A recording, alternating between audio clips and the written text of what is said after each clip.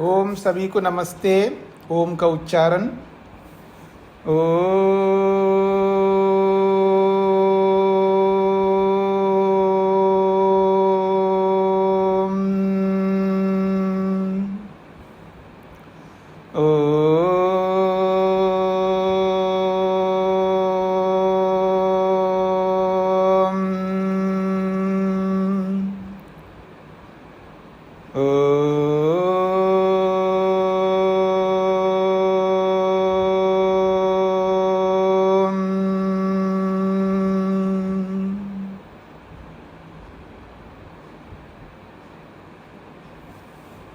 न्याय दर्शन के 121वीं कक्षा दूसरे अध्याय के प्रथम आहनिक के 39वें सूत्र तक हमने विचार किया है। पिछले प्रसंग में अनुमान प्रमाण की परीक्षा हुई है और उस अनुमान को लेकर के बहुत सारी बातें जो अनुमान के प्रसंग में हुई थी कि अनुमान जो होता है वो तीनों कालों का होता है। भूत, वर्तमान, भविष्यत के विषय में हम अनुमान कर सकते हैं, ये पीछे हमने समझा था जहाँ अनुमान की परिभाषा हुई वहाँ पर। अब यहाँ अनुमान की जो परीक्षा हुई है उसके बाद में एक बात कही जा रही है। पृष्ठ संख्या 93 40वें सूत्र की भूमिका में त्रिकाल विषयम अनुमानम त्रैकाल्य ग्रहणात् इति उक्तम। त्रिकाल विषयम अनुमानम, आपने ये कहा था ये जो अनुमान होता है वो तीनों कालों का होता है। त्रैकाल्य ग्रहणात्, क्योंकि तीनों कालों का ग्रहण कराता है अनुमान, भूतकाल का भी, वर्तमान काल का भी और भविष्यत काल का भी। तो आपने तीनों कालों का विषय बताया अनुमान को, पर उस पर हमारा प्रश्न है। अत्र च, इस अनुमान के विषय में हम क्या कहना चाहते हैं कि वर्तमान अभावः, वर्तमान ही नहीं है, हम वर्तमान को ही नहीं मानते। प्रश्नकर्ता कह रहा है वर्तमान काल का अभाव है, वर्तमान अभावः, वर्तमान को ही नहीं मान रहा है वो।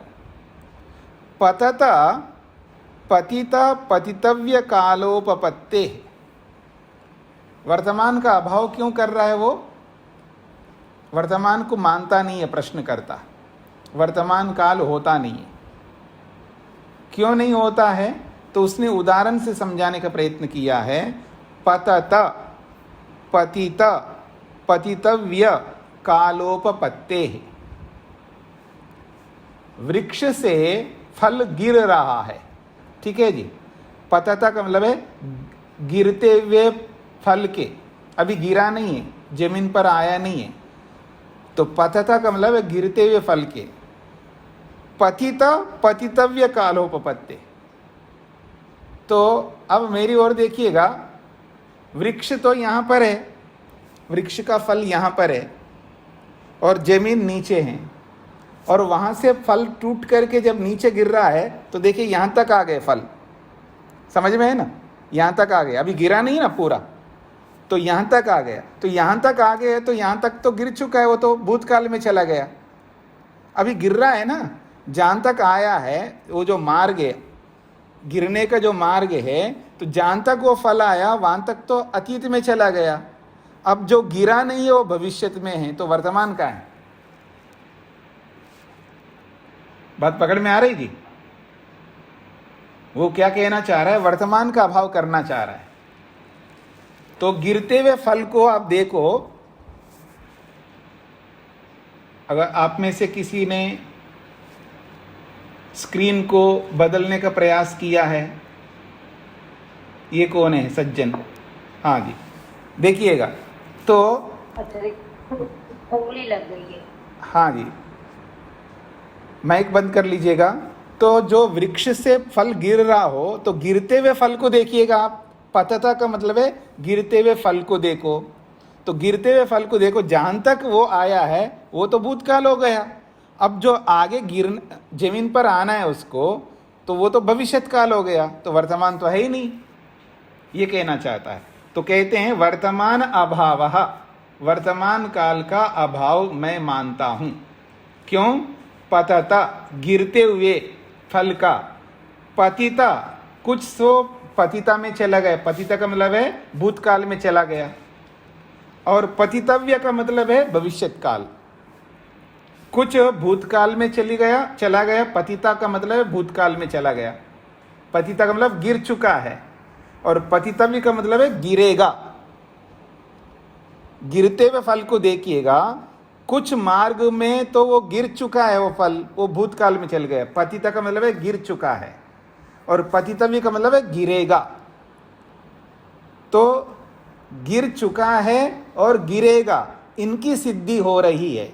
तो इनकी सिद्धि होने से वर्तमान अभाव, वर्तमान काल का अभाव है। गिरते हुए फल को देखो तो जितना गिरा है वो भूतकाल में चला गया, उसको पतिता बोला है। और जो गिरेगा उसको पतितव्य कहा। पतितव्य का मतलब है गिरेगा।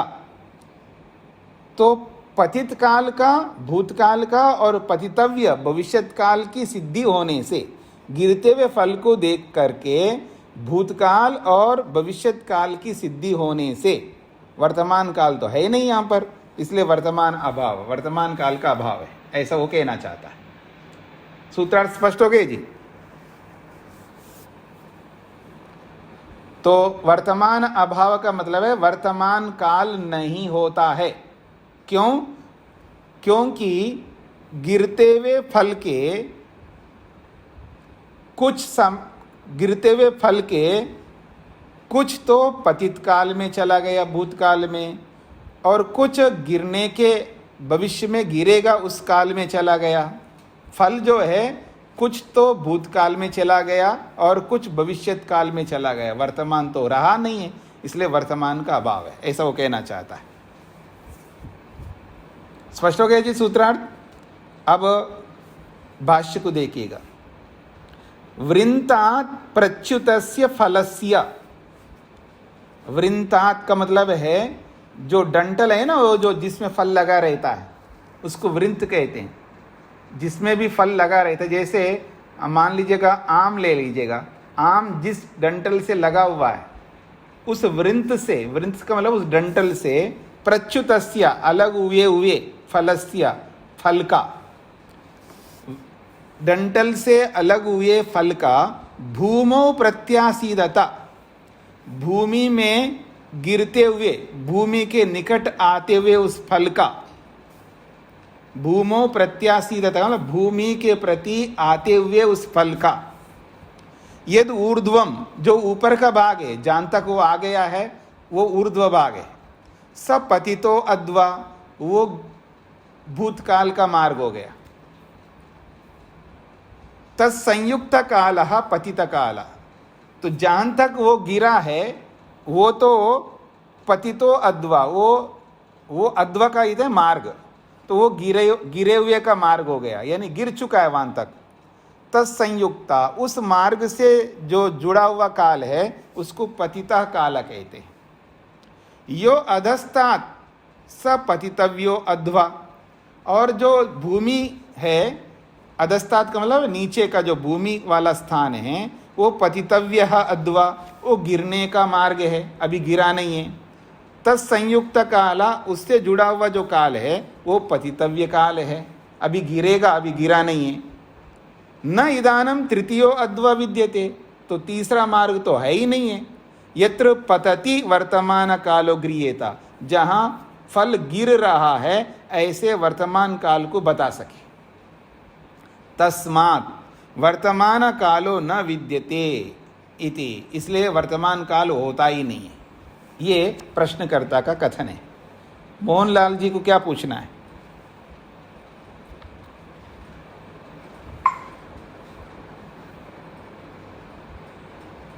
स्वामी जी नमस्ते। स्वामी जी, मैं ये कहना चाह रहा हूँ कि जो फल जितना गिर चुका है उतना तो भूतकाल हुआ जी। और जो गिर रहा है वो भविष्य हुआ, और वो वर्तमान जहाँ पर स्थित है क्या वो वर्तमान नहीं हुआ है? हाँ जी, नहीं जहाँ वो स्थित है इस समय बीच में, वो तो भूतकाल में चला गया। वर्तमान नहीं हुआ क्या? नहीं, वो भूतकाल में चला गया ना।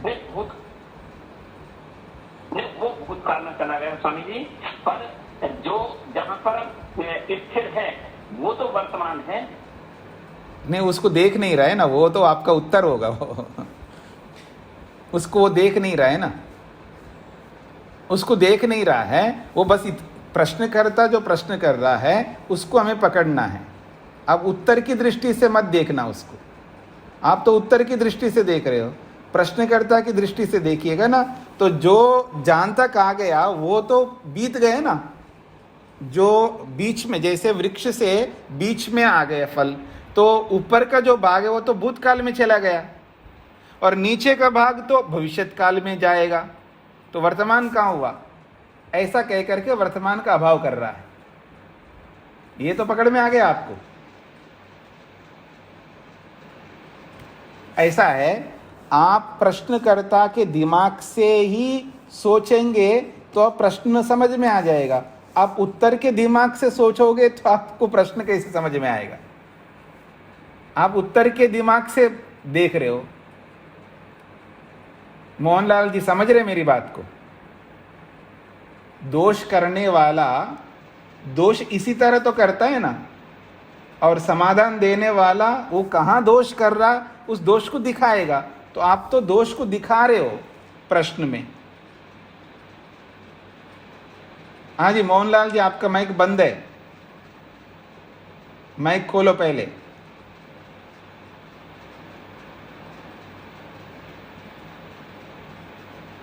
मेरी आवाज आ रही है आपको? पता नहीं उन्होंने क्या कर दिया होगा, म्यूट कर दिया होगा, जो भी है। हाँ जी, मेरी बात आप लोगों को समझ में आ रही जी?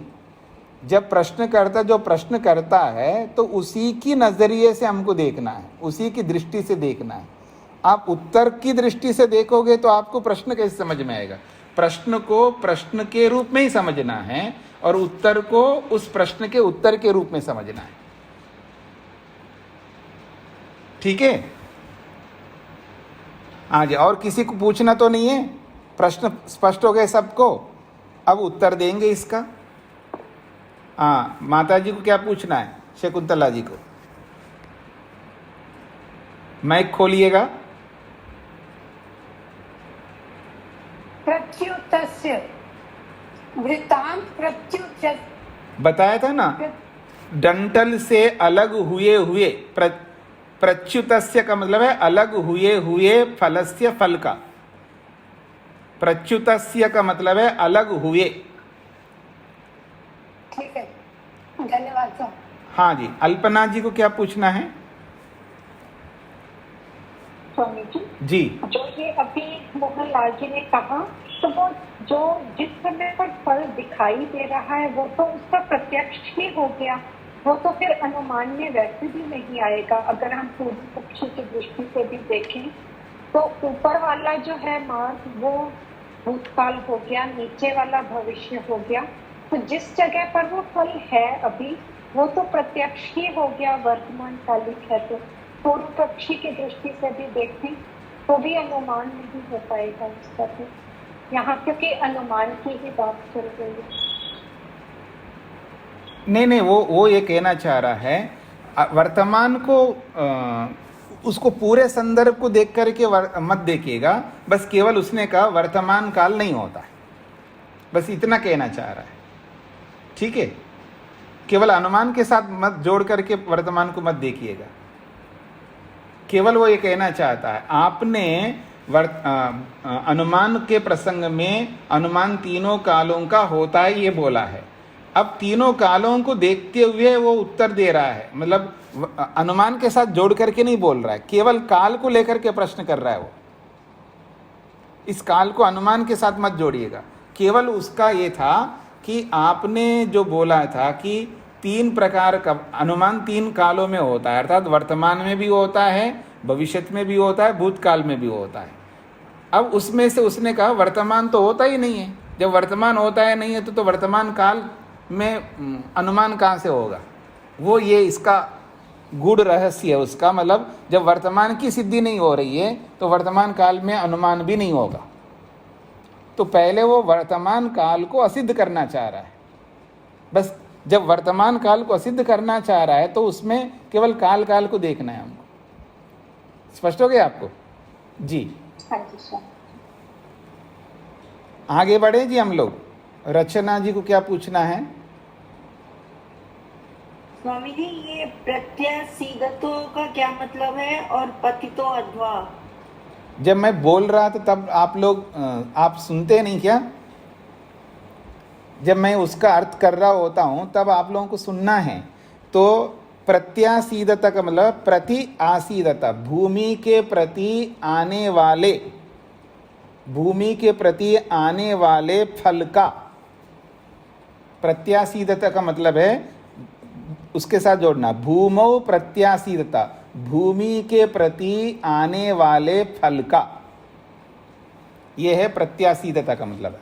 प्रति का मतलब है और आसीदता का मतलब है आने वाला। तो भूमि की ओर आने वाला जो फल है, हाँ, वो भूमि की ओर आने वाला फल जहां तक आ गया है वो मार्ग ऊर्ध्व मार्ग हो जाएगा। तो भूमि की ओर आने वाला जो फल जो बीच में जहां तक आ गया है उसको कहेंगे यहाँ पर। आशा पंडित जी ने फिर वापस अपने स्क्रीन को ऐसा कैसे कर दिया? स्क्रीन को मत छेड़िएगा ना।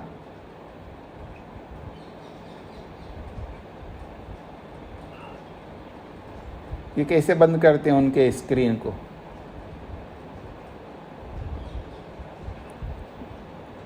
स्वामी जी, उन्होंने स्क्रीन शेयर कर दिया तो हाँ। इस वजह से हाँ, तो ये स्क्रीन नहीं तो फिर मेरे को लोग दिखेंगे नहीं ना। बिना लोग दिखे मैं किन को बताऊंगा? इसको हटा दीजिएगा ना। ये आप ही हटा सकते हैं, एडमिन हटा सकता है।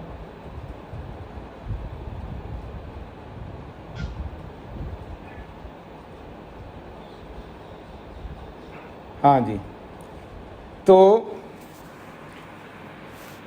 ठीक है जी, हम चले हम आगे।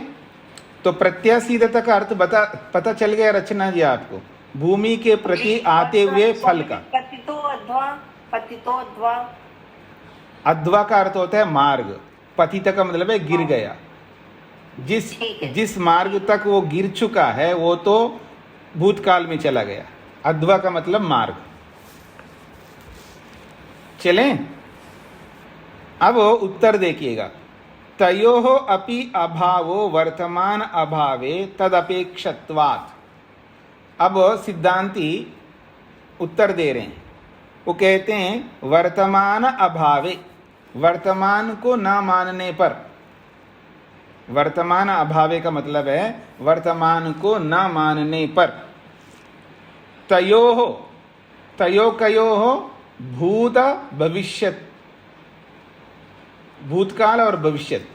तो तयो का मतलब है भूत और भविष्यत, इन दोनों का भी अभाव हो जाएगा।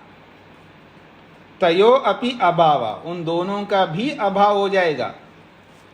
किन दोनों का? भूत भविष्यत का। तो वर्तमान अभावे, वर्तमान को न मानने पर, तयो अपि अभाव, उन दोनों का भी अभाव हो जाएगा। उन दोनों कौन? भूत और भविष्यत का। वर्तमान को ना मानने पर उन दोनों भूत भविष्यत का भी अभाव हो जाएगा। क्यों? तदपेक्षत्वात्, वर्तमान की अपेक्षा से ही भूत होता है, वर्तमान की अपेक्षा से ही भविष्यत होता है। इसलिए तदपेक्षत्वात् का मतलब है वर्तमान की अपेक्षा होने से। यानी वर्तमान अगर है तो वर्तमान की अपेक्षा से ही भूतकाल होगा, और वर्तमान है तभी वर्तमान की अपेक्षा से ही भविष्यत होगा। और आपने वर्तमान को ही नहीं माना तो भूत कहाँ से आएगा, भविष्यत कहाँ से आएगा? न भूतकाल बनेगा न भविष्यत काल बनेगा। इसलिए कह रहे हैं वर्तमान को ना मानने पर तयो अपि अभाव, उन दोनों भूत भविष्यत का भी अभाव हो जाएगा। क्यों? तदपेक्षत्वात्, वर्तमान की अपेक्षा से ही भूत भविष्यत बनते हैं, इसलिए। सूत्रार्थ स्पष्ट हो रहा है जी? ऐसा अन्वय कर लीजिएगा, वर्तमान अभावे तयोः अपि अभावः तदपेक्षत्वात्।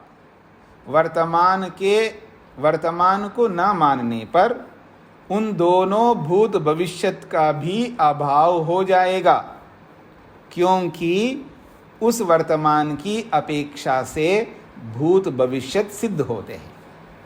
ये सूत्रार्थ बनेगा। स्पष्ट हो गया? अब आगे बढ़िए भाष्य की ओर। न अद्व व्यंग्य कालः। अद्व का मतलब होता है मार्ग, व्यंग्य का मतलब होता है प्रकट होना।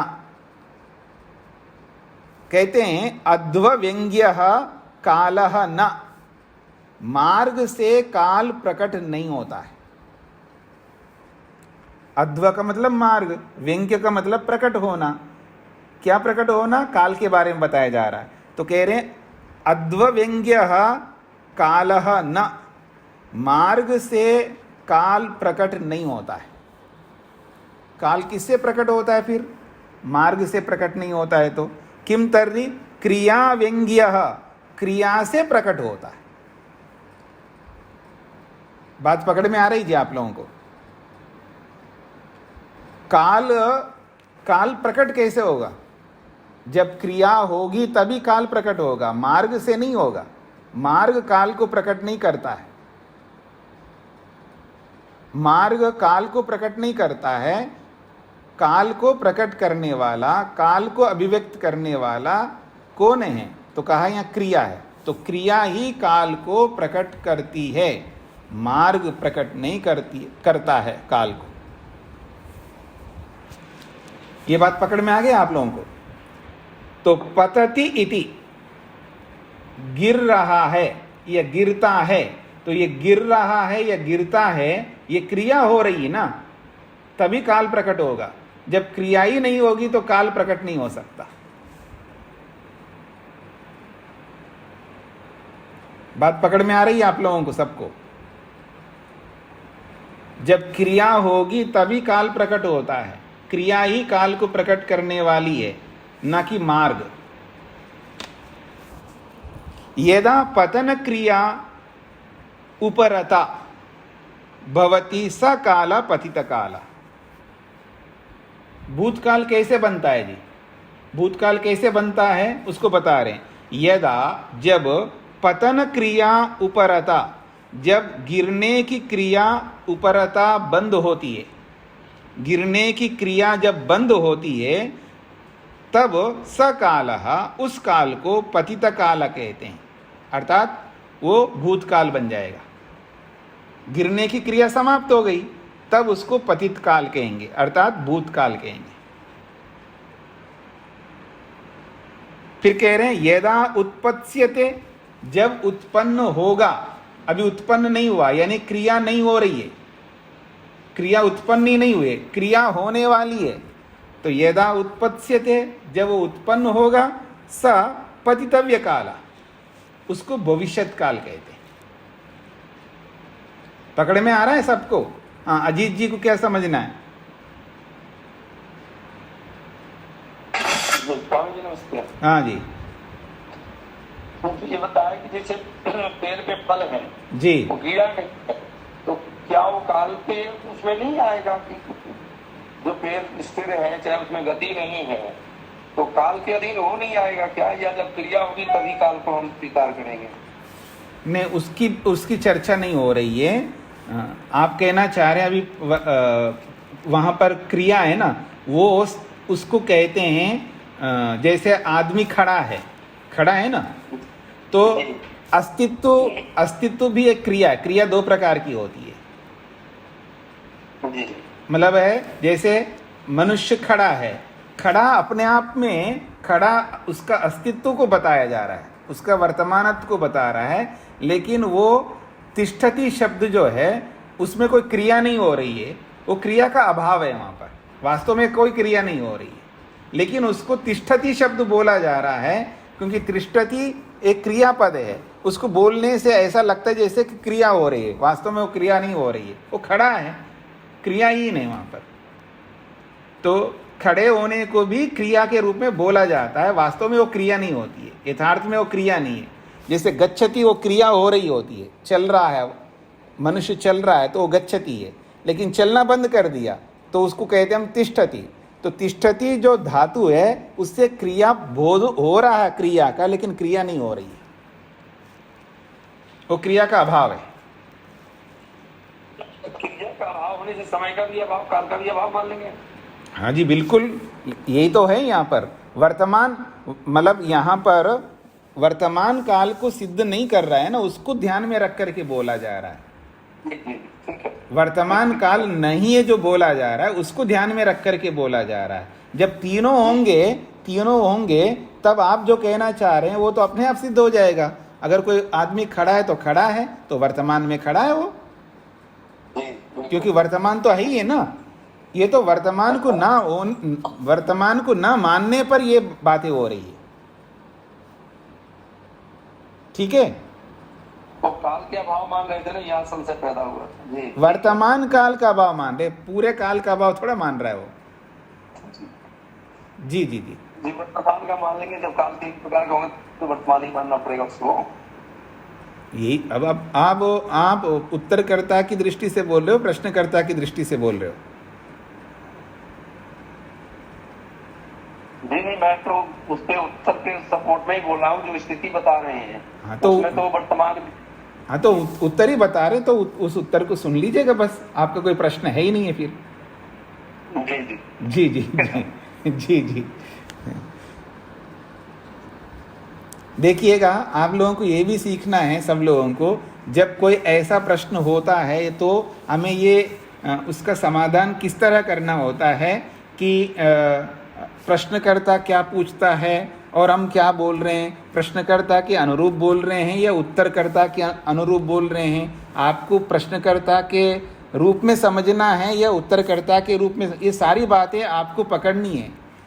ये बातें कोई सिखाई नहीं जाएगी, लेकिन इन बातों को पढ़ते पढ़ते ही अपने आप को सीखना है आप लोगों को। जब बीच में आप लोग कोई ऐसा बात कर रहे तो मैं बीच में बोलता हूँ ना कि आप जो पूछ रहे हो वो उत्तरकर्ता की ओर से पूछ रहे हो या प्रश्नकर्ता की ओर से पूछ रहे हो, तो इस बात को आपको पकड़ना है। जैसे मोहनलाल जी ने जब पूछा है, वो प्रश्नकर्ता की ओर से नहीं पूछ रहे थे, वो उत्तरकर्ता की ओर से पूछ रहे थे, ठीक है। तो प्रश्नकर्ता जो पूछ रहा है तो उसी के रूप में हमको समझ करके उसके प्रश्न को समझने का प्रयत्न करना है। अब वो अजीत जी जो बता रहे थे वो उत्तरकर्ता की ओर से बता रहे हैं, तो उत्तरकर्ता बता रहे तो फिर उनका कोई प्रश्न तो बना ही नहीं। अब फिर क्या पूछ रहे हो, तो पूछना ही नहीं बनता, प्रश्न ही नहीं बनता। पकड़ में आ रहा है आप लोगों को? अगर अजीत जी जब उत्तरकर्ता की ओर से बोल रहे हैं तो ये तो उत्तर हम तो दे ही रहे हैं ना, फिर प्रश्न कहाँ बना? ठीक है, तो इस तरह हम लोगों को समझना है। हाँ जी, आगे बढ़े।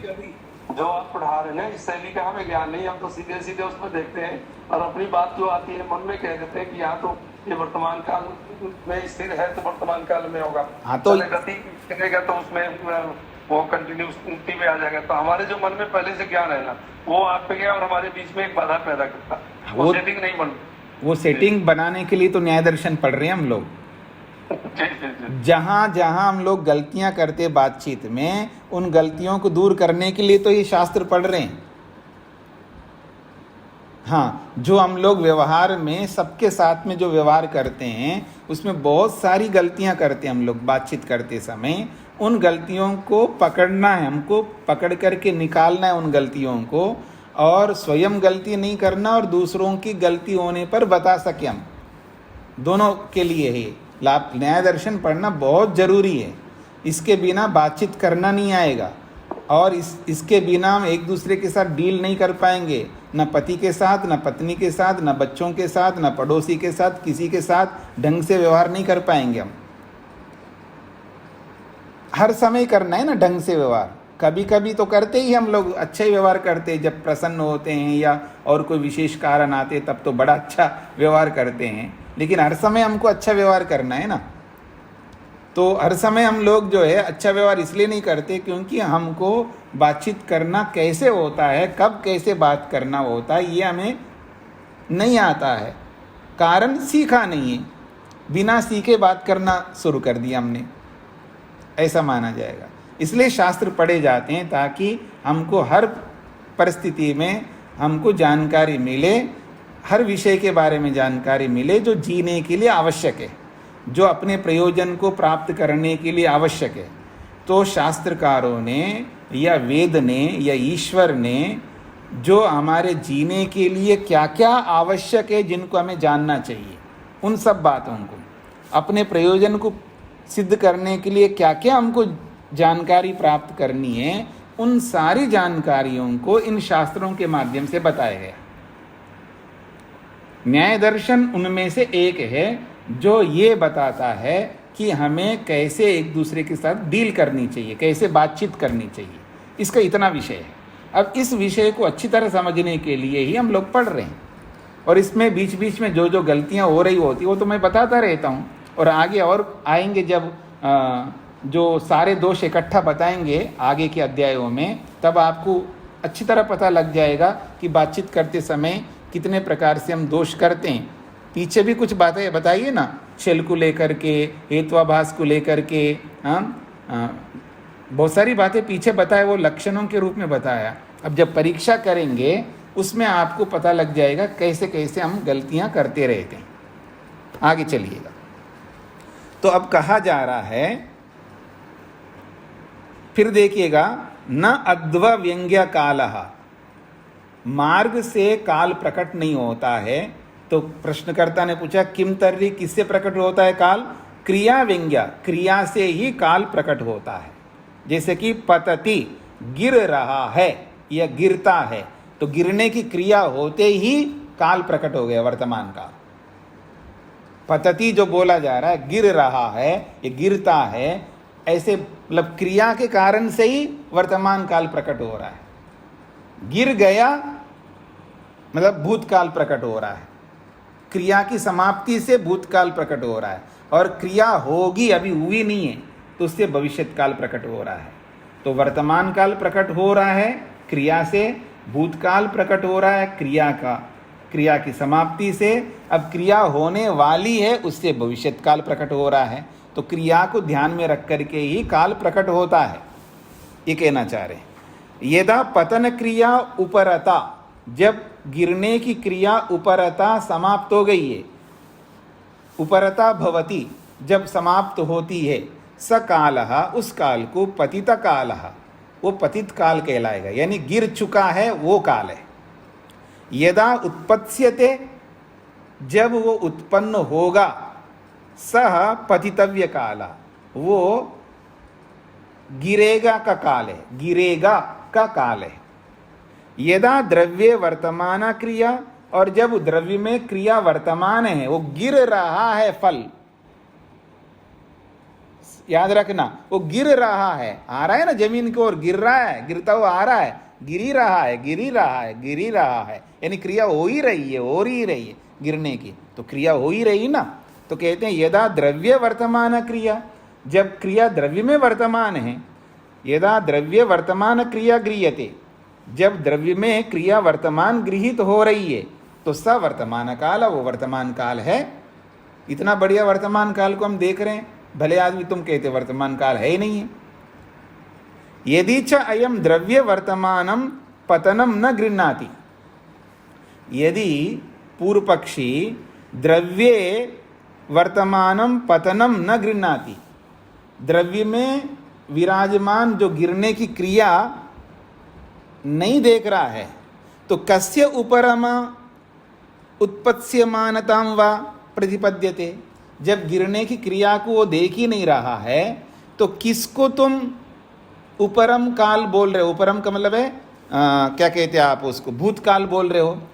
किसको भूतकाल कह रहे हो? जब तुम पतन क्रिया को देख ही नहीं रहे हो, द्रव्य में वर्तमान पतन क्रिया को, गिरने की क्रिया को देख ही नहीं रहे हो, तो किसको आपने उपरमम बोला है, अर्थात किसको आप भूतकाल बोला है आपने, और उत्पत्स्यमानताम और किसको भविष्यत काल बोला आपने। जब आप गिरने की क्रिया को देखा ही नहीं आपने, तो बिना गिरने की क्रिया को देखे किसको भूतकाल बता रहे हो और किसको भविष्यत काल बता रहे हो। अगर गिरने की क्रिया को देख रहे हो तो गिरने की क्रिया को देखना ही तो वर्तमान है। पकड़ रहे हैं ना आप लोग? तो यही कह रहे हैं, यदि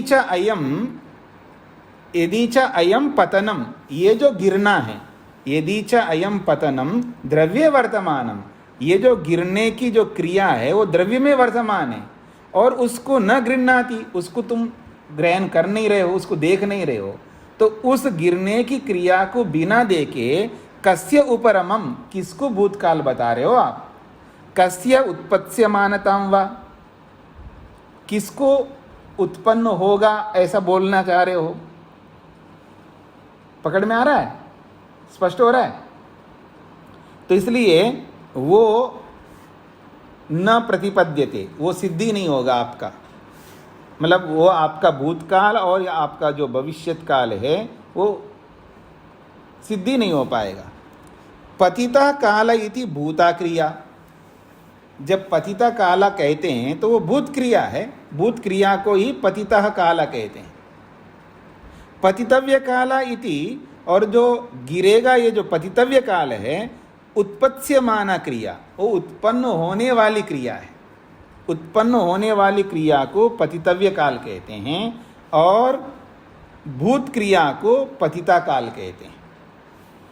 उभयो कालयो क्रियाहीनम द्रव्यम, और इन दोनों कालों में द्रव्य बिना क्रिया के रहता है। समझने का प्रयत्न करना, दोनों स्थितियों में द्रव्य जो है क्रियाहीन होता है, अर्थात आप देखेंगे ना, भूत क्रिया अर्थात गिर चुका है फल, तो उसमें कोई क्रिया नहीं हो रही ना, क्रिया हो चुकी है, क्रिया नहीं चल रही है। और गिरेगा, अभी गिरा नहीं है, गिरेगा, तो उसमें भी क्रिया नहीं है। तो ये भूतकाल में और भविष्य काल में तो क्रिया ही नहीं होती है। अध पतति इति क्रिया संबद्धम, फिर क्रिया कब होती है? अध पतति, नीचे गिर रहा है, तब द्रव्य में क्रिया जुड़ी रहती है। तो सो अयम क्रिया द्रव्ययो संबंधम गृह्णाति इति वर्तमान कालः, तो वह यह क्रिया द्रव्यो संबंधम, क्रिया और द्रव्य का संबंध को गृह्णाति, ग्रहण करता है। क्रिया और द्रव्य का, क्रिया और द्रव्य के साथ जो संबंध है, इस संबंध को वर्तमान काल ग्रहण करता है, अर्थात वर्तमान काल द्रव्य और क्रिया के साथ जुड़ा हुआ है, इसलिए वर्तमान काल द्रव्य और क्रिया के संबंध को अपनाता है। तदा आश्रयो, तदाश्रयो च इतरो कालो, उसी वर्तमान काल के आश्रय बाकी दो काल हैं। तद अभावे न स्याताम इति, तद अभावे उस वर्तमान को न मानने पर न स्याताम, बाकी दोनों काल भी नहीं हो पाएंगे, भूत और भविष्य भी नहीं हो पाएंगे। स्पष्ट हो रहा है? हाँ, पंक्ति का कोई शब्द समझ में नहीं आए तो अभी पूछ लेना। पंक्तियों में जो शब्द आपको समझ में नहीं आया, उसका अर्थ पकड़ में नहीं आए तो पूछ लेना। तो सूत्र पूरा हो गया है। वर्तमान अभावे तयोरपि अभावो तदपेक्षत्वात्, वर्तमान को ना मानने पर उन दोनों भूत भविष्यत काल का भी अभाव हो जाएगा, क्योंकि वर्तमान की अपेक्षा से ही भूत भविष्यत होते हैं। हाँ जी, अल्पना जी। शब्द की दृष्टि से पूछना था जी। जो ये भाष्य में यदा पतन क्रिया व्युपरता भवति लिखा हुआ है, आपने उपरता बोला, उसमें व्युपरता लिखा हुआ है। हाँ जी, हाँ जी, व्युपरता है, व्युपरता ही है, विपरता भी बोलते हैं, उपरता भी बोलते हैं, दोनों शब्द होता है। यानी वी और उपरता, वी उपसर्ग पूर्वक उपरता भी बोलते हैं और वी को हटा करके भी उपरता बोलते हैं। दोनों शब्दों का प्रयोग होता है, दोनों का सेम अर्थ है जी। ठीक है, हाँ जी। श्वेता जी को क्या पूछना है? नमस्ते स्वामी जी। जी स्वामी जी, उत्पन्न हुआ काल का अर्थ मतलब अभी पेड़ के ऊपर गिरा नहीं है ना स्वामी जी? हाँ जी, हाँ जी जी सर, ठीक है। कोई नहीं, मतलब पेड़ के ऊपर ही लगा हुआ है, अभी गिरा ही नहीं है, तो उसको भविष्यत काल कहते हैं। गिरेगा, गिरने वाला है, कभी तो गिरेगा ना, या तो तोड़ करके गिराओ या अपने आप गिरेगा भविष्यत में, पक जाने के बाद अपने आप गिरेगा, या पकने से पहले आप तोड़ोगे तो भी गिरेगा। तो मतलब गिरने का काल भविष्यत में चला गया, अभी गिरा ही नहीं है, इसका मतलब पेड़ पे लगा हुआ है, ऐसा आप समझ सकते हैं। तो कोई भी वस्तु हो तो उसमें क्रिया के आधार पर ही काल का संबंध है। यानी काल कैसे पता लगेगा? काल कोई पूछे ये काल का ज्ञान कैसे होगा, तो आप कह सकते हैं क्रिया से पता लगेगा। जहाँ क्रिया होगी वहाँ काल का पता लगेगा, अगर क्रिया नहीं होगी तो काल का पता नहीं लग पाएगा। ठीक है जी।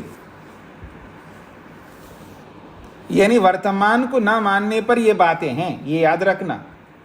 जो व्यक्ति वर्तमान को नहीं मानता है तब ये बात है। अगर तीनों कालों को आप मानोगे तब क्रिया ना होने पर भी वर्तमान मान सकते हैं आप।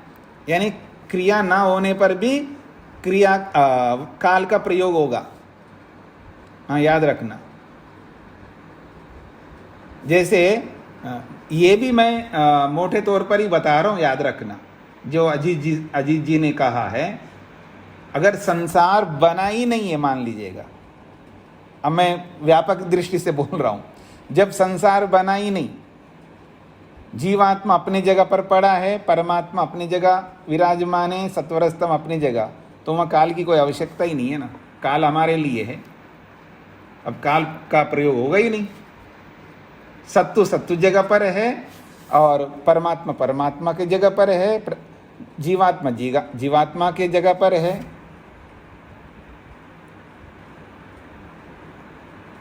काल का कोई प्रयोग होगा ही नहीं हमारे लिए। भगवान के लिए तो होगा, भगवान तो वही समझता है, क्योंकि समझने वाला वही है। मैं अनादि काल से हूँ ऐसे समझिएगा भगवान, और अनंत काल तक रहूँगा ये समझेगा। और जब सृष्टि बनेगी तब हमारे लिए काल प्रारंभ होता है। अगर सृष्टि नहीं बनी तो हमारे लिए काल का प्रयोग होता ही नहीं है। यानी क्रिया के प्रारंभ होने पर ही काल जुड़ जाएगा, जब क्रिया ही नहीं हो रही तो काल का व्यवहार ही नहीं होता है। तो इसका ये अभिप्राय है, ये व्यापक दृष्टि है।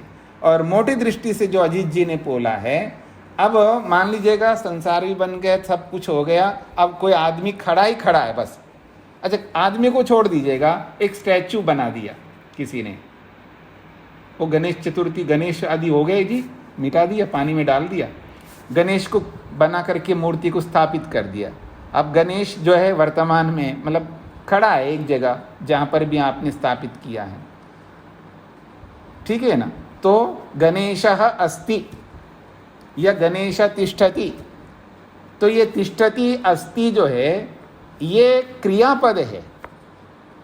ऐसा लगता है कि ठहरना भी अपने आप में कोई क्रिया है अपने आप में कोई क्रिया है। वास्तव में देखा जाएगा ये अपने आप में कोई क्रिया नहीं है, फिर भी ये वर्तमान है। जब तक रहेगा तब तक वर्तमान है। उसका अस्तित्व को वर्तमान कहते हैं। किसी वस्तु के अस्तित्व को भी वर्तमान कहते हैं। ये अजीत जी का प्रश्न था, उसका जवाब है ये। मतलब कोई वस्तु, किसी वस्तु का अस्तित्व है तो है जो है ये अपने आप में वर्तमान है। अस्ति, ये जो है का मतलब है अस्ति, क्रियापद के रूप में देखेंगे तो वस्तु वर्तते, वस्तु विद्यते, वस्तु अस्ति, या मैं ये कहूँ गृहम अस्ति, गृहम विद्यते, ये सब जो है तो वस्तु के अस्तित्व का होना भी अपने आप में वर्तमान है। ठीक है, तो आगे बढ़ते हैं जी, अगले सूत्र पर चलते हैं। अथापि, इसी बात को और पुष्ट करना चाहते हैं 42वें सूत्र से, न अतीत अनागतयोः इतरेतरापेक्षा सिद्धि।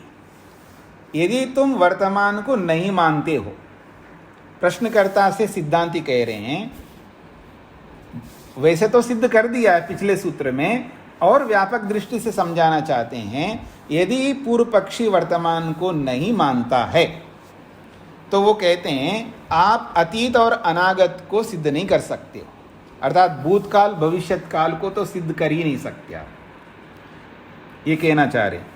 अतीत अनागतयोः, अतीत कहते हैं भूत को और अनागत कहते हैं भविष्यत को। ये दो शब्द आपको परिचित होने चाहिए, पीछे आ चुके हैं।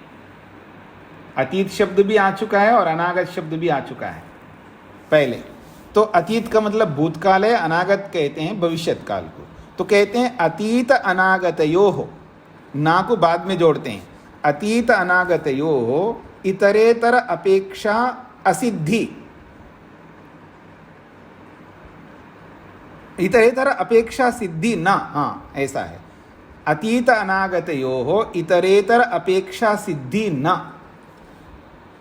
अतीत और अनागत ये दोनों की एक दूसरे की सिद्धि न नहीं होती है यदि वर्तमान को नहीं मानोगे तो।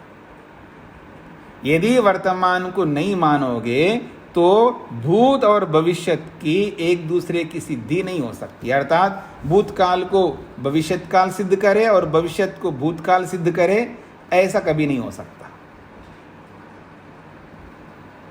आप थोड़ी देर के लिए वर्तमान को हटा दो और भूतकाल और भविष्यत काल को सिद्ध करो, कैसे करोगे? तो आप कहोगे भविष्यत की दृष्टि से भूतकाल है, भूतकाल की दृष्टि से भविष्यत काल है। अगर ऐसा कोई कहना चाहे तो कभी नहीं कह सकते, ना सिद्ध हो पाएंगे, ये इसका अभिप्राय है। तो कहते हैं अतीत और अनागत की एक दूसरे की सिद्धि नहीं कर सकते, एक दूसरे की अपेक्षा से सिद्ध नहीं कर सकते, क्योंकि आपने वर्तमान को नहीं माना। इसलिए इसका अभिप्राय होगा अतीत अनागतयोः इतरेतर अपेक्षा सिद्धि न, अतीत अनागतों की एक दूसरे की अपेक्षा से सिद्धि नहीं हो सकती, क्योंकि आपने वर्तमान को नहीं माना। अब भाष्य को देखिएगा, सूत्रार्थ स्पष्ट हो गए जी। अब भाष्य को देखिएगा, यदि अतीत अनागतौ इतरेतरापेक्षौ सिद्ध्येताम्, यदि अतीत और अनागत एक दूसरे की अपेक्षा से सिद्ध माना जाए, प्रतिपद्यमयी वर्तमान विलोपम, तब हम प्रतिपद्यमयी, तब हम स्वीकार करते हैं कि वर्तमान नहीं होगा। विलोपम का मतलब नहीं होगा। यदि संभावना के तौर पर बोला जा रहा है सिद्धांती की ओर से, यदि अतीत अनागतौ इतरेतर अपेक्षौ सिद्ध्येताम्, यदि अतीत और अनागत एक दूसरे की अपेक्षा से सिद्ध हो जाएं तो प्रतिपद्यमयी, हम ये बात को स्वीकार करेंगे कि वर्तमान का विलोप हो जाएगा, अर्थात वर्तमान नहीं है। स्पष्ट हो गए जी? संभावना कर रहे हैं, अगर आप ऐसा मानो कि ये एक दूसरे की अपेक्षा से सिद्ध होंगे तब हम मान लेंगे कि वर्तमान नहीं होता है, पर पहले तो सिद्ध तो करो आप। ये इसका अभिप्राय यही निकलेगा ना। यदि अतीत और अनागत एक दूसरे की अपेक्षा से सिद्ध होते हैं, यदि होते हैं तो हम मान लेंगे वर्तमान नहीं होता है, पर सिद्ध तो करो। न अतीत अपेक्षा अनागत सिद्धि, क्योंकि अतीत की अपेक्षा से अनागत की सिद्धि हो ही नहीं सकती। नापि अनागतापेक्षा अतीत सिद्धि, और अनागत की अपेक्षा से अतीत की भी सिद्धि नहीं हो सकती। स्पष्ट हो रहा है आप सबको? हाँ, जिनको स्पष्ट नहीं होता तो पूछ सकते हैं, क्योंकि अतीत का अर्थ होता है भूत, अनागत का अर्थ होता है भविष्यत। तो इसलिए मैं भूत भविष्यत नहीं बोल रहा हूं, क्योंकि अतीत अनागत से ही समझना है आपको। हाँ, अतीत का मतलब भूत, अनागत का मतलब भविष्यत। तो भूत की अपेक्षा से भविष्यत की सिद्धि नहीं हो सकती, भविष्यत की अपेक्षा से भूत की सिद्धि नहीं हो सकती। हाँ जी श्वेता जी, क्या पूछना है? स्वामी जी, अगर मेघ आया था तो वर्षा होगी, तो ऐसा सोच सकते हैं, और पानी गिरा है तो वो सोच सकता है कि वर्षा हुआ था। तो अभी पानी नीचे पूरा देखा है रात को, तो सोचेंगे कि हाँ रात को पानी वर्षा हुआ, तो एक दूसरे का सिद्ध हो रहा है ना स्वामी जी। ये तो वर्तमान को स्वीकार करते हुए आप सिद्ध कर रहे हो। वर्तमान को स्वीकार करके आप सिद्ध कर रहे हो, वर्तमान को हटा के फिर देखो। ओके। हाँ, बात तो यही हो रही ना। वर्तमान को आपने नहीं माना है, तब अतीत अनागत को कैसे सिद्ध करोगे, ये कहना चाह रहे हैं। आपके पक्ष में वर्तमान तो है ही नहीं है, तो अब सिद्ध करके दिखाइए कि अतीत को कैसे सिद्ध करोगे। ये अतीत है, ये भूतकाल है, कैसे सिद्ध करोगे? आपके सामने वर्तमान तो है ही नहीं है। जी अब पकड़ में आ रहा है? जी स्वामी जी। और वर्तमान है ही नहीं है, तो भविष्यत को कैसे सिद्ध करोगे? वो कहता है हम सिद्ध करेंगे। कैसे? तो कहता अतीत की अपेक्षा से भविष्यत को सिद्ध करेंगे, और भविष्यत को सिद्ध करना पड़े तो अतीत के कारण से सिद्ध करेंगे। यानी अतीत को सिद्ध करने के लिए भविष्यत को कारण बनाएंगे, और भविष्यत को सिद्ध करने के लिए अतीत का कारण बनाएंगे। ऐसा वो कहना चाह रहे हैं, पर ऐसा हो नहीं सकता, ये कहना चाह रहे सिद्धांती।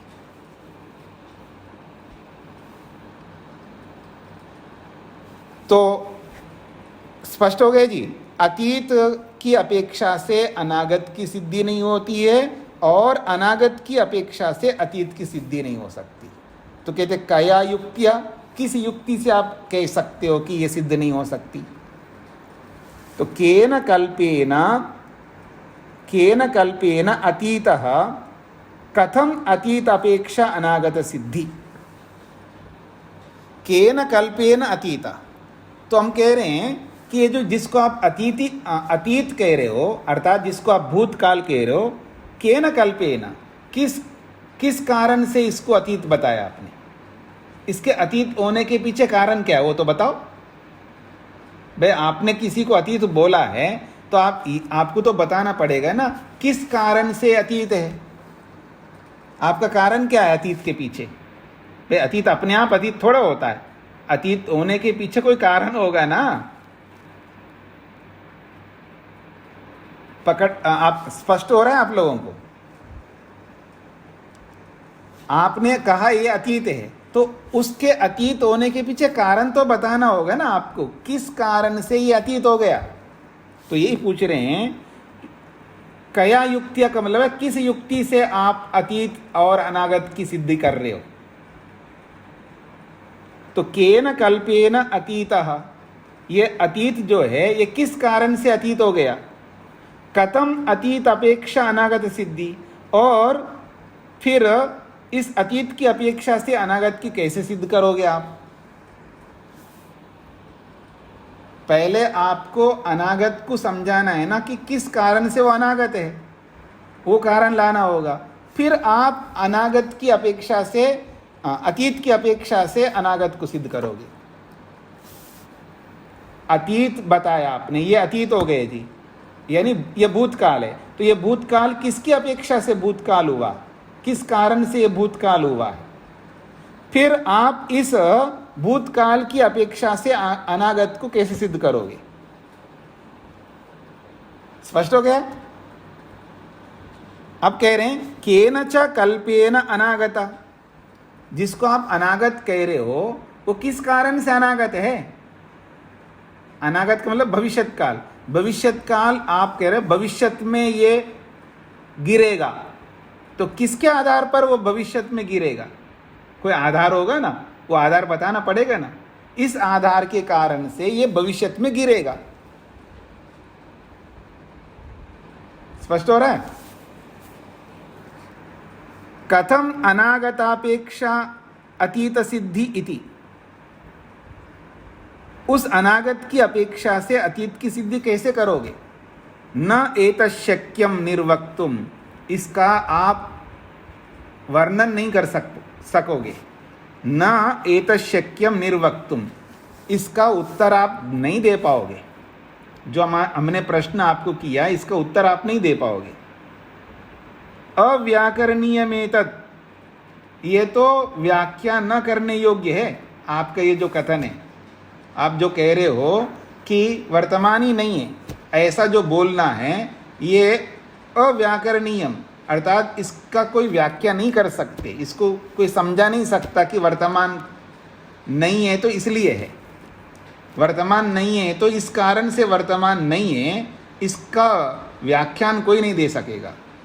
वर्तमान लोप, यदि वर्तमान को आप लोप करोगे अर्थात वर्तमान को नहीं मानोगे, अव्याकरणीय में तद, फिर ये जो भूत और भविष्यत को आप व्याख्या करके नहीं बता सकते। वर्तमान लोप, वर्तमान को अगर आप नहीं मानते हैं, वर्तमान का लोप करते हो तो अव्याकरणीय में तद, फिर इसकी व्याख्या नहीं कर पाओगे। किसकी? भूतकाल की, भविष्यत काल की कोई व्याख्या नहीं कर सकते। इसलिए अशक्यम निर्वक्तुम, फिर इसको आप बता ही नहीं पाओगे, ना भूत को बता पाओगे ना भविष्यत को बता पाओगे, क्योंकि आपने वर्तमान का लोप कर दिया, वर्तमान को नहीं माना। अब कैसे व्याख्या करके बताओगे कि ये अतीत क्यों अतीत है, ये अनागत, ये भविष्यत क्यों भविष्यत है, इसको तो समझाना पड़ेगा। और आप कहते हो कि अतीत की अपेक्षा से अनागत है और अनागत की अपेक्षा से अतीत है, ये आप सिद्ध नहीं कर सकते, क्योंकि आपने अतीत को ही सिद्ध नहीं कर पाया। अतीत को तो सिद्ध करो ना पहले, ये अतीत किस कारण से, ये तो सिद्ध किया नहीं है। जिसकी सिद्धि आपने नहीं किया और असिद्ध को प्रमाण बना करके अनागत को सिद्ध कर रहे हो आप। और भविष्यत सिद्ध है ही नहीं है, आपने बताया नहीं किस कारण से ये भविष्यत है, वो कारण बताए नहीं है किस कारण से वो भविष्यत है। अब कारण बताए नहीं है तो अनागत सिद्ध हुआ ही नहीं है। तो जब अनागत सिद्ध नहीं हुआ, वो भविष्यत सिद्ध नहीं हुआ, तो उसको असिद्ध भविष्यत को लेकर के आप अतीत को कैसे सिद्ध करोगे? स्पष्ट हो रहा है? अब वो कहता नहीं हम सिद्ध करेंगे, प्रश्नकर्ता कहता हम सिद्ध करके दिखाते हैं आपको।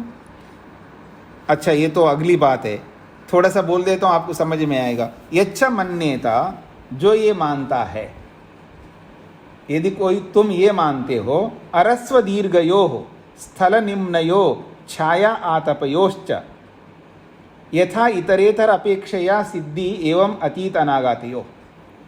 कहते हैं यच्चा मन्येता, जो आप ये मानते हो, तो मतलब जिस बात को आप जिस रूप में मानते हो उसका उत्तर हम ऐसा दे सकते हैं।